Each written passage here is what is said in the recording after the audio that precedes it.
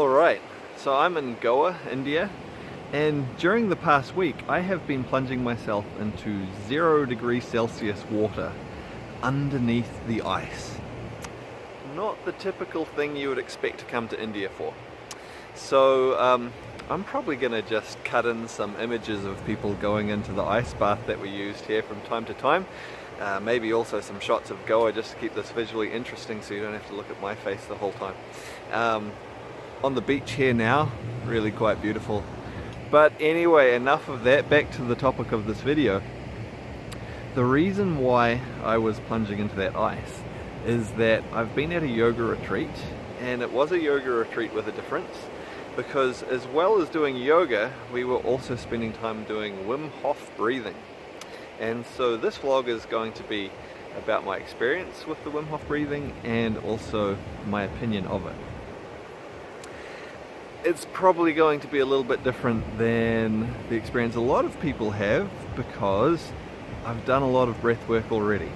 So if you haven't heard of Wim Hof, you're probably watching this on YouTube, so just chuck Wim Hof into the search bar and you're going to find a lot of stuff about him.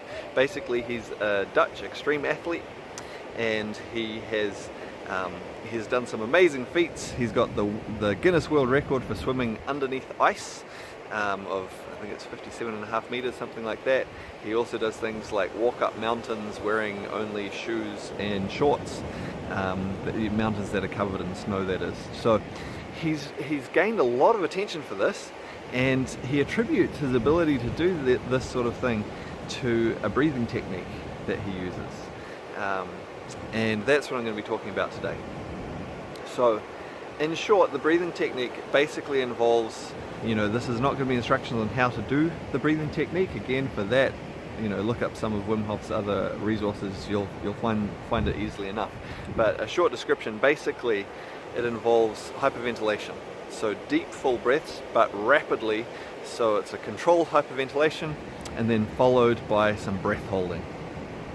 And he says this is what helps him to do these things, and his aim is to stimulate the parasympathetic nervous system, and so on.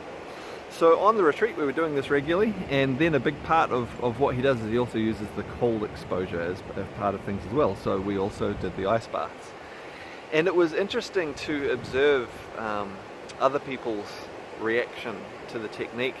Some of them, they experience really strong physical sensations doing the breathing, emotional releases of various types, and then also with the ice baths, some of them was a really big challenge to go into that ice.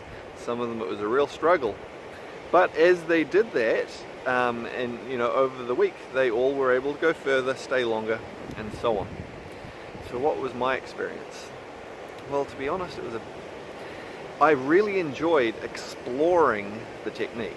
I had heard of the technique, quite some time ago. I had experimented just a tiny bit with it just to try it out. But an opportunity to do it with an instructor and supervised and ask questions, that was awesome to be able to do that. But in terms of actually any effect of it, it was really a bit of a non-event. To begin with, I didn't really feel anything from doing the breathing. I then tried to make small changes, talked to the instructor and tried to make small changes to maybe correct my technique to do it better, and I started to get some very mild sensations of energy flow or chi flow to my hands, a bit of additional activity in my head as well. And then I tried making further little adjustments, and gradually I got a little bit stronger sensations of energy flow. But really nothing compared to what I can get regularly just doing Qigong. And then in terms of the ice bath, well, again, it was cold. It was definitely cold. But the first time we did it, everyone was going in for 2 minutes, or less than 2 minutes. Not everyone could make it that long. Quite a few people couldn't. And so the first time I went in for 2 minutes a couple of times.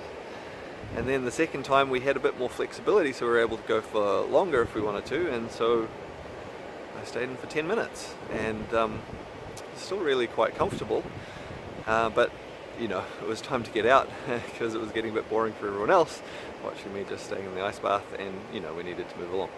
Really enjoyed it though, really enjoyed the experience. But in terms of effects, not so much.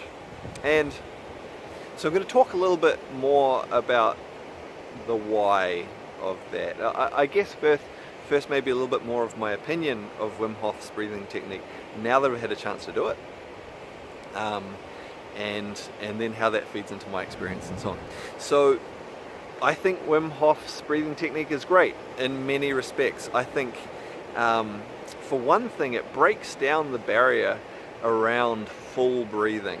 In recent times, there's been so much emphasis on essentially the yin aspects of the breath, on relaxed breathing, on breathing just with the abdomen, on breathing only through the nose. It's so much so that it's like people have almost become scared of full breathing, and in particular of hyperventilation. So one classic example of this is actually the Buteyko method, which you may or may not have heard of, and it really, in my opinion, it doesn't just emphasize the yin aspects of the breath, it really teaches people to underbreathe, and so it kind of in a way makes them scared of breathing fully. Now, the Buteyko method can be useful, it can help people break bad habits, but it gets people so that they don't explore the fullness of their breath. Wim Hof, on the other hand, he's using the yang aspects of the breath. He's using hyperventilation, deep full breathing, and then breath holding, which is also very yang.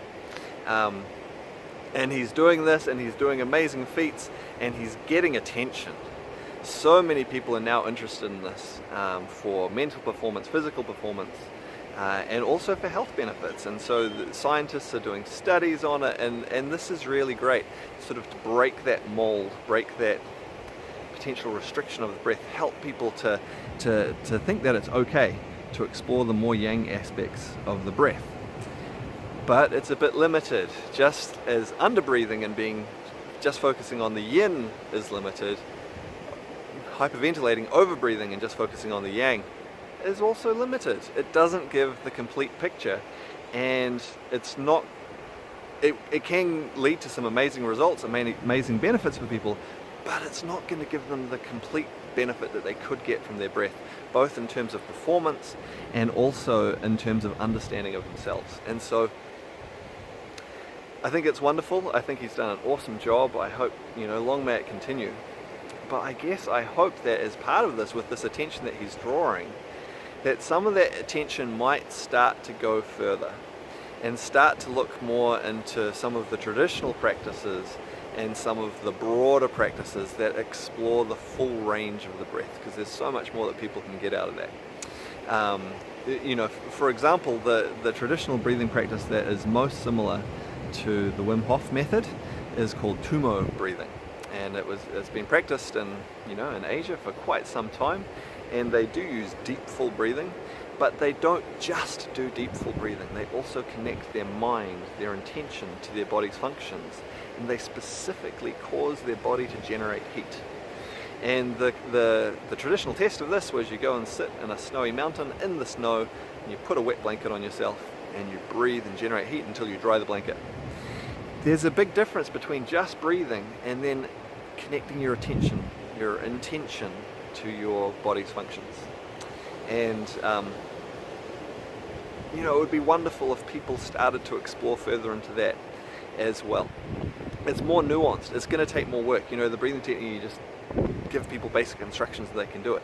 It takes a little bit of practice to develop this connection between your mind and body, but well worth it.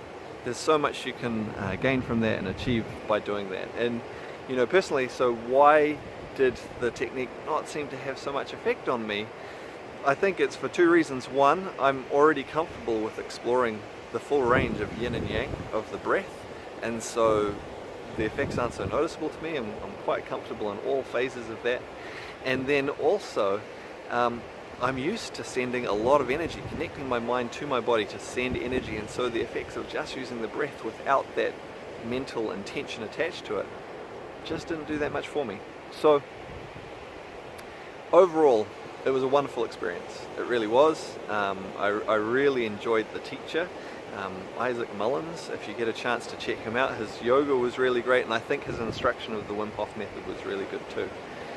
it may even be something that I explore a bit further, that I try some more Wim Hof, maybe in different settings and so on, because maybe there's more for me to learn from it, to gain from it.